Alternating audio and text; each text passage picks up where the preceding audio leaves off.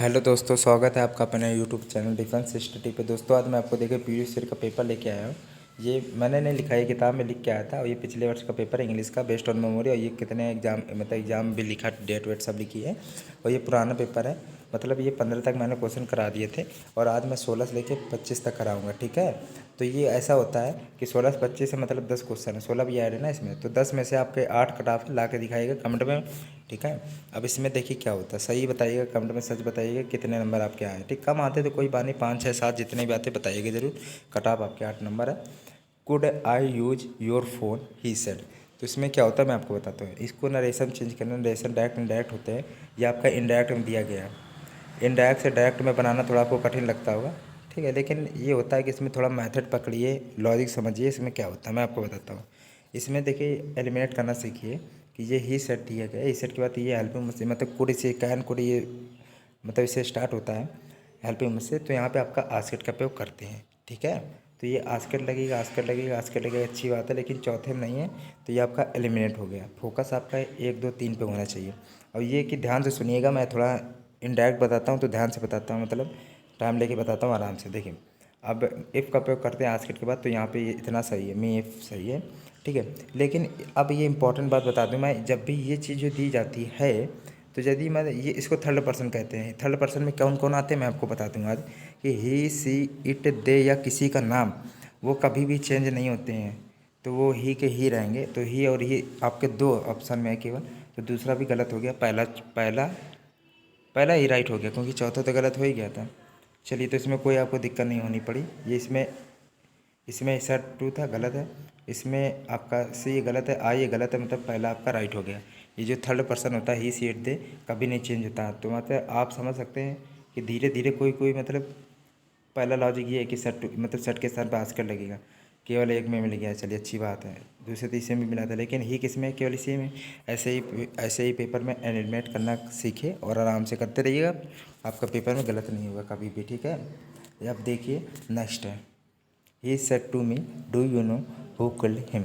इसका देखिए सिंपल सा रूल है, मैं आपको बताता हूँ। ये हेल्पिंग वर्ड से स्टार्ट होता है तो आस्कर लगता है, बात खत्म। और यहाँ पे इफ़ लगता है, अच्छी बात है।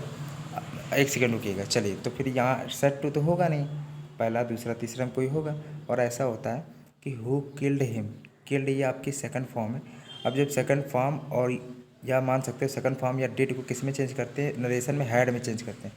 हैड केवल इसी में है, और ये वाला हैड कट गया था, ये तो हैड है नहीं, ये तो हैड है नहीं, केवल एक ही ऑप्शन में हैड बचा, तीसरे का राइट ऑप्शन है। ये जो वर्ब की सेकंड फॉर्म और ये यदि डिड दिया जाता है, ये पास्ट इन्फिनिट की वो होती है हेल्पिंग वर्ब, और तो इसको हैड में चेंज करते हैं, बात करते हैं। ठीक है, नेक्स्ट करेक्ट स्पेलिंग बतानी है आपको। ठीक है, एडजॉर्न की स्पेलिंग बिल्कुल ही करेक्ट है, और ये तीनों आपकी स्पेलिंग थोड़ी गलत लिखें, करेक्ट पूछिए। एडजॉर्न माने होता है स्थगित करना या फिर टालना। ठीक है, चलिए नेक्स्ट है। अब ये आपका आ गया 19 नंबर क्वेश्चन।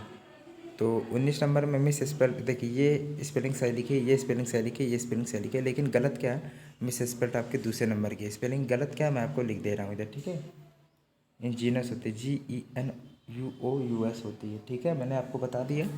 चलिए नेक्स्ट है, मतलब ई होता है जहाँ जी के बाद ई होता है, बात खत्म। 19 नंबर क्वेश्चन है, यहाँ पे 19 लिखा होगा, 19 तो हो गया, चलिए 19 हो गया। 20 नंबर क्वेश्चन करना।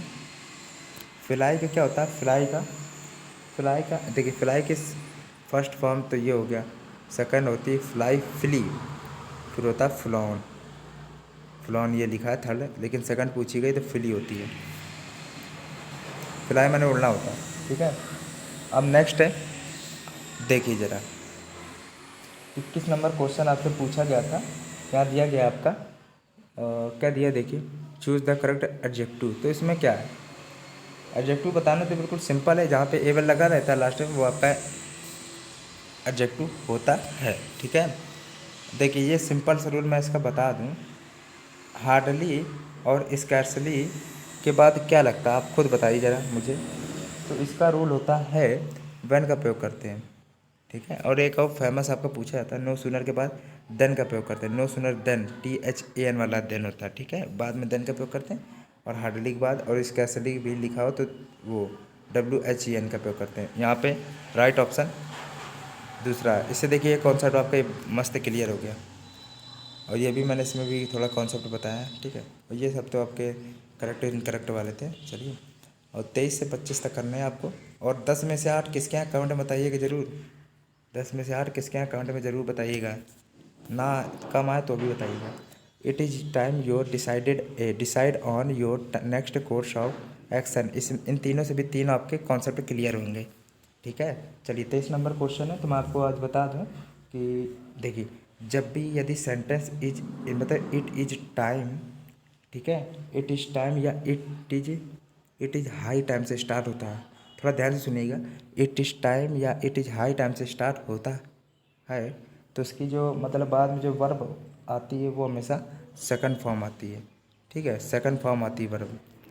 अब थोड़ा समझ गए होंगे। तो डिसाइड की सेकंड फॉर्म डिसाइडेड होती है, थर्ड भी डिसाइडेड होती है, लेकिन सेकंड फॉर्म होती है it is time, it is high time के बाद जो वर्ब की सेकंड फॉर्म ही लगाते हैं। तो यहाँ डिसाइडेड होनी चाहिए, ना कि डिसाइड। तो समझ सकते हैं आप। देखिए छोटी छोटी गलती होती हैं, अगर ये नहीं आती होंगी तो आप गलत पेपर में कर सकते हैं। इट इज़ हाई टाइम या टाइम के बाद आपकी सेकंड फॉर्म आती है, बात खत्म। The artist and the writer has died. आप ये बताइए क्या होगा। चलिए तो इसमें देखिए क्या मैं आपको बताता हूँ आज। देखिए इसका रूल सिंपल है, मतलब द आर्टिस्ट अलग है, द राइटर अलग है। मतलब दो बात, एक ये है द आर्टिस्ट है और द राइटर है, दो चीज़ की बात हो गई है। तो वहाँ पे प्लूरल हो गया तो हैव लगेगा, इतना समझ जाइएगा। अगर यहाँ दा ना लगा होता तब आपको सिंगुलर करना पड़ता, लेकिन ये दा दोनों में लग गया है।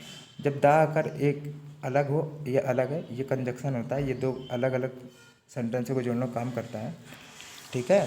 तो वहाँ पे आपका है मतलब हैव लगेगा, सिंपल बात। ये एक आर्टिस्ट है और एक राइटर है, तो दो तो हो गए, तो हैव हो गया, बात खत्म। इसका भी मस्त देखिए, इसका रूल बताया मैंने, इसका रूल बताया, इसका रूल बताऊंगा अब, ठीक है। सब्सक्रिप्शन नो इधर, तो इसका रूल सिंपल सा है। यहाँ पे आपका मतलब नाइदर के बाद जो आपकी जो वर्ब आती है वो सिंगुलर आती है। कैंडिडेट से हैज है ना, मतलब है वह तो है जाएगी। मतलब कि ऐसा होता है कि नाइदर के बाद हमेशा वो आती है, वर्ब आपकी कहती है सिंगुलर आती है।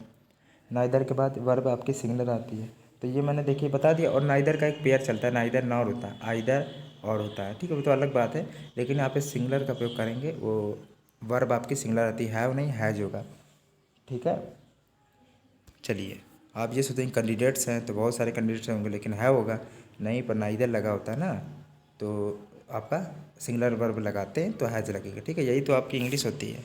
थोड़ी पढ़ लीजिएगा। और देखिए पीयूष से पेपर था तो मुझे कोई दिक्कत नहीं है, मैंने पीयूष से पेपर करा दिया, ठीक है। आप लोगों की इच्छा थी मैंने करा दिया, ठीक है। पर लाइक नहीं करते, मुझे पता है, आप लोग कह दे रहा हूँ, फिर भी वीडियो अच्छा लग तो लाइक करिएगा, ठीक है।